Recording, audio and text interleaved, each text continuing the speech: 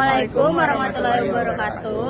Perkenalkan, saya Graciela Patricia Montolalu. Saya Zahra Fariza Asana. Saya Marcelo Quentin. Saya Muhammad Iman Al-Farizi. Saat ini kita akan membahas sebuah rumah makan UMKM di Rasuna Garden, yaitu Kedai Sido Mampir Prasmanan Emak. Selamat datang di presentasi kelompok 5 dengan judul Pengembangan Costing menggunakan Activity Based Costing Warteg Sido Mampir Prasmanan Si Emak. Dengan anggota kelompok Marcelo Quentin, Azhara Hasana, Graciela Patricia, dan Muhammad Dimas. Objek penelitian kelompok kami saat ini adalah dengan nama usaha Warteg Sido Mampir Prasmanan Si Emak, jenis usaha warung Tegal atau biasa dikenal warteg, dan bidang usahanya ini adalah kuliner atau makanan siap saji. Visi dan misi. Visi: menjadi warteg pilihan utama masyarakat yang menyajikan makanan berkualitas, sehat, dan terjangkau, dengan pelayanan yang ramah dan lingkungan yang bersih serta nyaman. Misi: yang pertama, menyediakan makanan berkualitas dengan cita rasa khas Tegal yang lezat dan bergizi. Yang kedua, memberikan pelayanan terbaik kepada setiap pelanggan dengan sikap ramah dan sopan. Yang ketiga, menawarkan harga terjangkau dapat dinikmati oleh semua kalangan masyarakat. Tujuan bisnis. Tujuan meliputi membangun basis pelanggan tetap di lingkungan sekitar, mencapai omset harian yang stabil dan terus meningkat, mempertahankan kualitas makanan dan pelayanan yang konsisten, serta mengembangkan menu sesuai selera pelanggan. Target konsumen. Target pasar warteg Sido Mampir meliputi pekerja kantoran serta mahasiswa yang membutuhkan solusi makanan siang yang praktis dan cepat. Selanjutnya adalah analisis SWOT.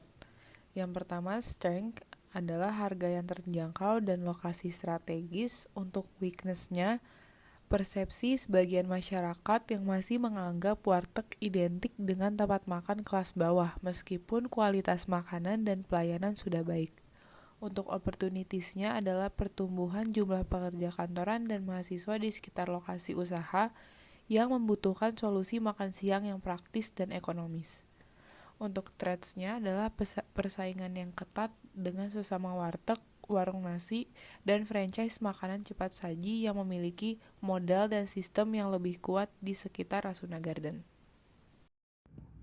Lalu ini ada implementasi low cost strategy. Yang pertama adalah optimalisasi supply chain management dengan menjalin hubungan langsung dengan supplier bahan baku untuk mendapatkan harga terbaik. Yang kedua adalah efisiensi dalam proses produksi melalui standarisasi resep dan teknik memasak yang meminimalkan abnormal spoilage. Ketiga adalah memiliki struktur organisasi yang flat dan penggunaan space yang optimal. Keempat adalah menerapkan economics of scale dalam pembelian bahan baku utama seperti beras, minyak goreng, dan bumbu-bumbu dasar. Jenis costing bisnis yang dilakukan oleh Warteg Sido Mampir adalah menggunakan metode proses costing karena proses produksi makanan dilakukan secara massal dan terus-menerus tanpa perubahan signifikan. Setiap hari, dapur memproduksi makanan dalam jumlah besar untuk disajikan kepada banyak pelanggan. Proses produksi ini bersifat rutin dan berulang, sehingga biaya berdasarkan total biaya per proses atau per batch. Dengan kata lain, semua porsi dianggap seragam atau homogen. Berikut adalah identifikasi direct dan indirect cost dari Warteg Sido Mampir. Yang pertama ada jenis biaya persiapan bisnis, yang dimana konsensinya sebagai indirect cost dan cost behaviornya fixed cost, bahan baku utama dengan direct cost dan variable cost, gaji koki, staf dapur dan pelayan itu indirect cost dan fixed cost, gas LPG yaitu indirect cost dan fixed cost, listrik dan air untuk operasi dan pembersihan indirect cost dan mixed cost, sewa tempat itu indirect cost dan fixed cost, serta biaya administratif yaitu indirect cost dan fixed cost. Lalu selanjutnya ada cost hierarchy, yaitu yang pertama unit level cost. Contoh biayanya seperti beras, ayam, sayuran, telur, bumbu, dan rempah per porsi, minyak goreng, kemasan seperti piring, mangkok, dan plastik, dan gas LPG untuk memasak per porsi. Cost drivernya yaitu jumlah porsi yang diproduksi. Lalu yang kedua, batch level cost. Contoh biayanya seperti setup memasak, seperti persiapan bumbu atau pemanasan kompor, lalu pencucian peralatan per batch, lalu inspeksi kualitas per batch, lalu packaging batch, lalu bahan bakar awal kompor. Cost drivernya jumlah batch produksi per hari. Lalu yang ketiga, produk level cost, seperti riset dan pengembangan resep menu, pelatihan koki untuk menu tertentu, lalu promosi atau marketing untuk menu spesifik, lalu spesifikasi atau lisensi menu khusus, penyimpanan bahan baku khusus. Cost drivernya jumlah jenis menu dalam produk portofolio. Lalu yang keempat, facility level cost, yaitu seperti contoh biayanya sewa tempat usaha, gaji manajer dan supervisor, listrik umum, air umum, keamanan dan kebersihan fasilitas, asuransi properti, pajak bumi dan bangunan, serta maintenance fasilitas. Cost drivernya seperti jam operasional atau luas area yang digunakan.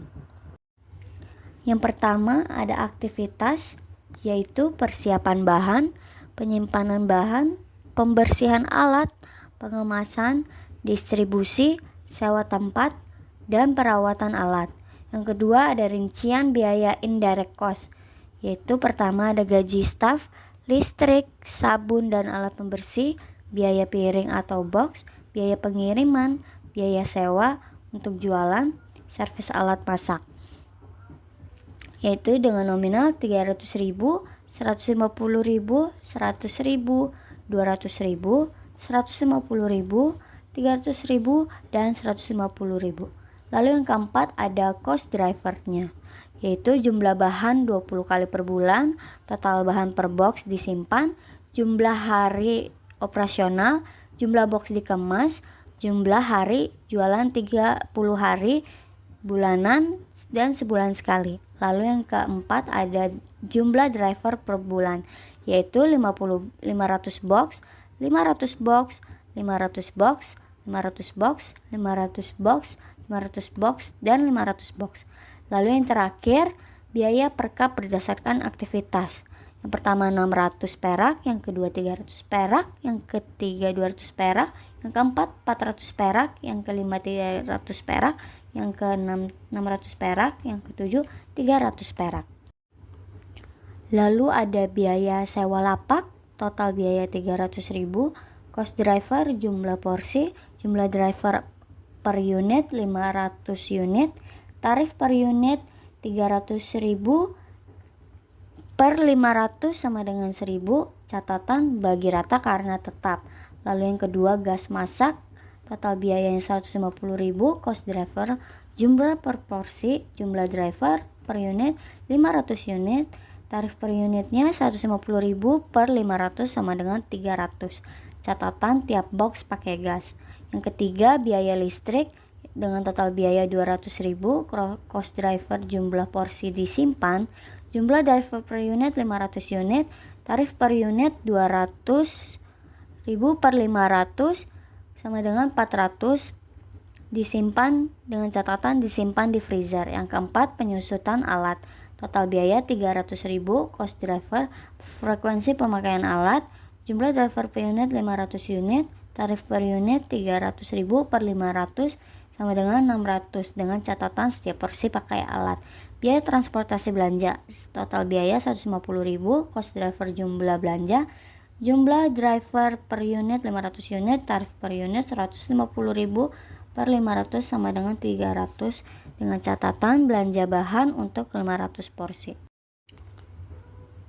Setiap aktivitas memiliki rincian biaya dan cost driver yang diukur dalam jumlah unit tertentu per bulan atau per periode tertentu.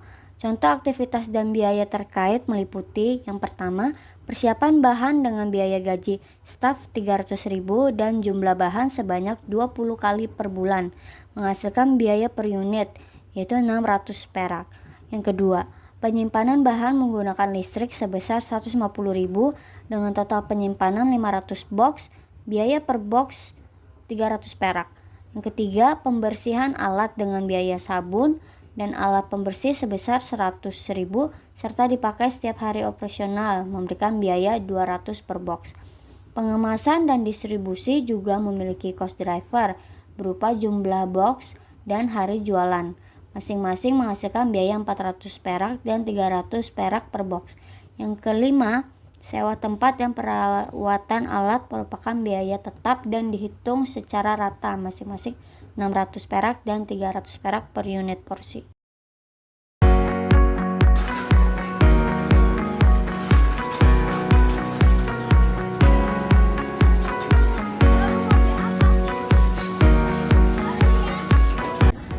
Sekian pemaparan dari kelompok kami. Terima kasih. Wassalamualaikum warahmatullahi wabarakatuh.